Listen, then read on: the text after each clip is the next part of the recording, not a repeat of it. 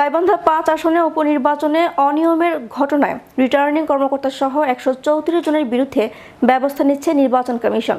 বৃহস্পতিবার আগারগাঁওয়ে ইসি কার্যালয়ে এই ব্যাপারে এক ব্রিফিংয়ে প্রধান নির্বাচন কমিশনার কাজী হাবিবুল আউয়াল একথা জানান। ১২৬ জন প্রিজাইডিং কর্মকর্তা, অতিরিক্ত জেলা প্রশাসক, রিটার্নিং কর্মকর্তা, একজন ম্যাজিস্ট্রেট ও ৫ জন পুলিশ কর্মকর্তার বিরুদ্ধে এই শাস্তিমূলক ব্যবস্থা নেবে ইসি। সিইসি বলেন যে ১২৫টি কেন্দ্রের প্রিজাইডিং কর্মকর্তা দায়িত্ব পালনে অবহেলা করেছেন, সব কর্মকর্তার নামের তালিকা তাদের নিজ নিজ নিয়োগকারী কর্তৃপক্ষের কাছে পাঠানো হবে। তদন্তে প্রমাণিত ১২৫টি কেন্দ্রের প্রিজাইডিং কর্মকর্তা দায়িত্ব পালনে অবহেলা করেছেন।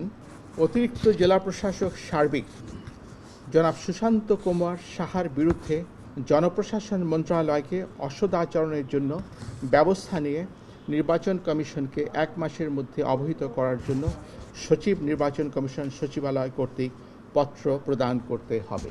যে সকল কেন্দ্রের অভিযোগ প্রমাণিত হয়েছে সে সকল কেন্দ্রের ব্যাগ খুলে দায়ী এজেন্টদের একটি তালিকা তৈরি করতে হবে। দোষী নির্বাচনী এজেন্টদেরকে পরবর্তী নির্বাচনে এজেন্ট হিসাবে নিয়োগ করা যাবে না। পুলিশ কর্মকর্তাদের বিরুদ্ধে দায়িত্ব পালনে অবহেলা তথা অসদাচরণের কারণে তাদের বিরুদ্ধে চাকরি বিধিমালা অনুযায়ী ব্যবস্থা গ্রহণের জন্য নিয়োগকারী কর্তৃপক্ষকে পত্র